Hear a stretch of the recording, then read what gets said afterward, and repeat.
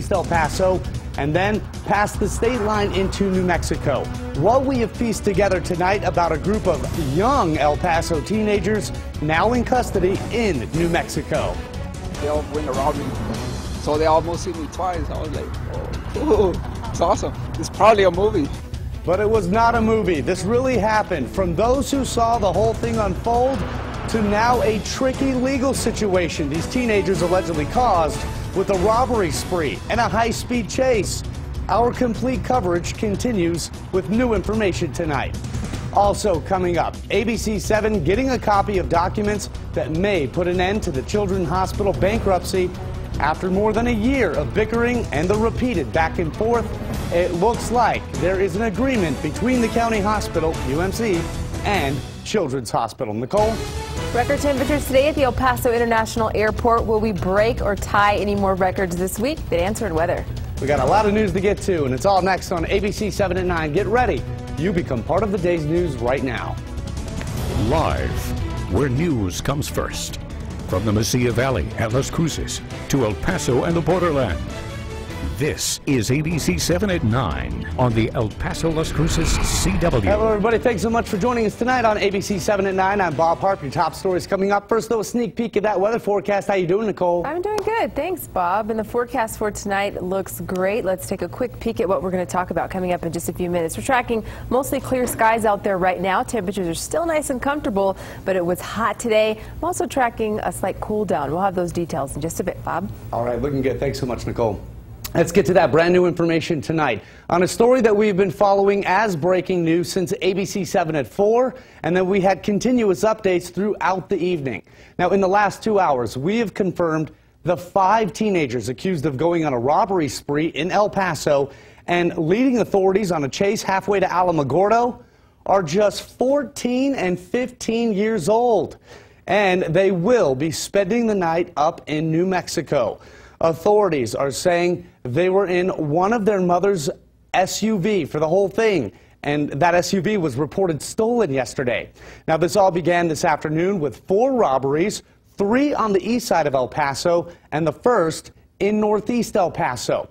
That was at the 7-Eleven on the 5700 block of Hondo Pass at about 1 o'clock this afternoon. Details on what the 4 boys and 1 girl made off with from that store are still not known tonight. But El Paso police are saying it was just the very beginning of a long afternoon. So police saying from that location it was off to East El Paso, with robbery number 2 happening at a shopping center at Lee Trevino and Montwood. Police did not say what store was hit, only that it happened at about 3 o'clock in the afternoon. Our video shows it was still an active crime scene just a little while ago. And just a few minutes after that robbery, police say the group of teenagers then hit up the Burger King on the 1100 block of Yarborough. Our video from this scene shows it was pretty much back to normal about an hour and a half ago. Well, the last robbery, which is where the story really took a different turn, and it's the only location where you actually see damage to any property, we're talking about the Howdies at Gateway West and McRae. That is where we sent ABC 7 reporter Andrew J. Polk for live breaking news coverage at 6. We're live right here at 6 o'clock, bringing you the latest information on the scene here behind me. You can see a number of windows now boarded up. We were here as crews started to repair them after police say the robbers used a pellet gun to both threaten employees inside and cause the damage to these windows, shattering some, just breaking others. And police told us here at 6 o'clock that this was where the 4th stop was on their spree of crime across the east side. And from there, El Paso police put out an alert telling all units to be on the lookout for the red SUV with a group of teenagers inside of it. And it did not take long for them to be found, according to police. The individuals were spotted again in northeast El Paso over in the area of Titanic. At that location there, one of the individuals looks like displayed a gun at some officers, and a pursuit ensued from there. And that is when the story started getting you glued to ABC-7 social media and our constant updates. When I saw it on Facebook that you guys had posted that it was a pursuit or that they had caught somebody in Otero, I was like, oh, so that's what it was. Well, this man did not want us to use his name, but he does tell us exactly what he and some of you watching us tonight saw firsthand in Northeast El Paso. I saw the SUV that had the green light started to advance. And then I saw Mustang racing this way. I mean, going towards Hondo Pass, and it almost hit it. It almost hit the SUV, and then it swerved like to where we were, going the opposite direction, and it managed to control and go around us. But I thought to myself, hey, they're making a movie.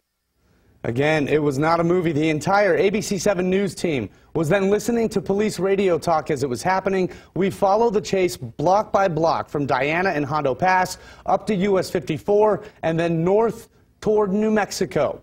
El Paso police thought the teens might try to cross the state line, so they contacted sheriff's deputies in Otero County. They were waiting for the teenagers at the state line.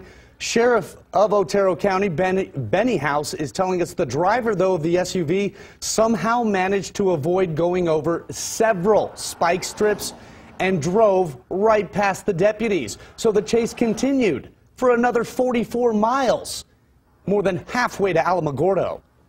They were throwing items out the window. We believe they were throwing guns as well as money out the window for the last few miles.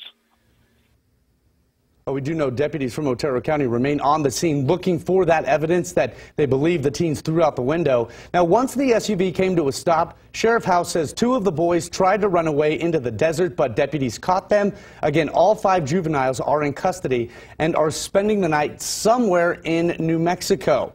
Now, this whole case is about to get even more complicated. That's because what these teens allegedly did now involves 2 counties and 2 different states with different juvenile laws. So who will prosecute them? The El Paso County Attorney or the Otero County District Attorney? Well, they have to work together to figure that out. The Otero County prosecutor, Scott Key, sent ABC-7 this statement saying the teens will have their first appearance before a judge in Alamogordo. There may be a decision in the future to take all of the crimes in one jurisdiction and prosecute them. It depends on the availability of witnesses, where the juveniles live, and other factors that become important during the investigation. Of course, our complete coverage continues as the story unfolds on ABC-7 at 10. Meantime, ABC-7 and TextOut with live traffic coverage tonight. No chases from what we're looking at here tonight, Nicole. Just a nice start to the late night, if you will. It's a little warm out there, right? 79 degrees. It is warm out there, but for the most part, it is nice. As you mentioned, traffic flowing fine, and the weather's just as nice. But let's talk about that forecast. Right. Let's talk about that forecast for tonight. Temperatures still nice and mild, and they're also comfortable. But we did have record temperatures today at the El Paso International Airport. 92 degrees and record temperatures pretty much throughout our region. Notice that. Is it October? 87 Las Cruces. That was your high today. 88 Alamogordo. And we were close to 80 degrees in Ruidoso. So yes, very warm temperatures today. At Cielo Vista, high today 91 degrees, and Valley View Middle School 96 was the high you hit. And Putnam, 92, the temperature today. Just outside of our studio, we hit 95 degrees. But notice Doppler radar, it is dry, mostly clear skies. And tomorrow we're expecting another warm day. But I'm also tracking changes which include cooler temperatures, and rain chances will make a return. But we'll talk about those details in your full forecast. Bob? All right, looking good. Thanks so much for that, Nicole. Now to ABC-7's complete coverage of the other big breaking story today. ABC-7 working to get the specifics on the county hospital's takeover, or merger, if you will, of El Paso Children's Hospital. You will, hopefully either tonight or first thing in the morning. So Children's still is going to, or Children's will be meeting tonight, is what we heard. And so there's a bunch of typos still, little things that the lawyers want to clean up before they file. We have every reason to believe that Children's will move on it tonight. If it gets filed tonight, you all will see it tonight. If it gets filed in the morning, the public will see it as soon as it's filed.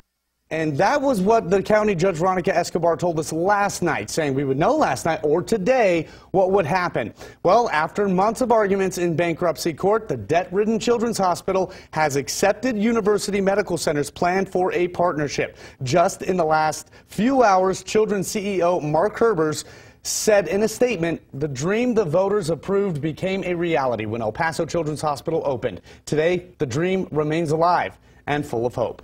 We have reporter Ashley Rodriguez, who's been gathering this information for a long time, following this story for us, and she is live in our newsroom. Ash. Bob, County Judge Veronica Escobar told us both sides compromised, and that's what we're seeing in this plan. For more than a year, UMC said Children's owes it $100 million. This plan requires Children's to pay back $15 million. That's an $85 million loss. UMC says it will be paid back last after the other debts are paid first. Other debts include $10 million to Texas Tech. This will have to be paid in full with a $2 million down payment. The rest paid back over a 3-year period with a 4.5% interest rate. The plan also says the entire board at Children's will be replaced and a new CEO chosen, and UMC's board will have a say in the selection process along with Children's board. UMC will also have oversight over Children's budgets, and it has approval over any contract over $250,000. We are very committed to having a freestanding children's hospital with greater accountability, greater oversight, and something that I think the community will be proud of is the way that both sides conceded. They definitely conceded. Now, UMC Board Chair Steve DeGroat put out a statement saying this has been an extremely long road for all of us, especially for the people of El Paso. While there were many obstacles along the way, everyone stayed positive.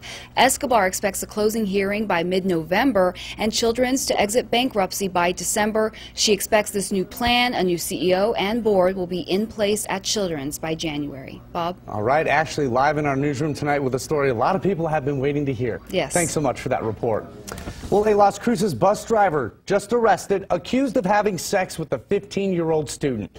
26-year-old Darian Pete is in jail tonight, charged with 2 counts of criminal sexual penetration of a minor. Las Cruces police say Pete met the girl this summer when driving her to and from Arrowhead Park Early College High School. Her mother tipped police off when she became suspicious of their texting and social media interactions. Well, damaging testimony in the trial of a former Eastwood High School teacher, also accused of having sex with students. Christopher Miranda was an assistant gymnastics coach at Eastwood. Then the 24-year-old is accused, or the then 24-year-old was accused of having sex with 3 girls between the ages of 16 and 17. He was arrested early this year. Well, today, the father of one of the victims testified in court. The jury also heard a recorded conversation between an Isleta ISD employee and Miranda. In it, Miranda allegedly admits to having sex with 3 students. Well, the jury is still being selected for another former Eastwood High School teacher. 76-year-old Lizbeth Garrett is accused of killing her husband, Chester Garrett, back in 1977. Prosecutors say she and her son, Roger Garrett, beat and stabbed the Fort Bliss Army major in the family's East El Paso home. Roger was his stepson. Roger's now serving a 40-year sentence, and he was convicted 2 years ago, just 8 months after his brother, Patrick, told police that Roger admitted to the murder back in the 1990s. We have much more to come. We are live in Sunland Park tonight with the meeting on the vision of Sunland Park. This comes as there is talk of getting rid of the city government. We'll check in with our New Mexico Mobile Newsroom live tonight, and your Storm Track weather forecast is next. Stay with us.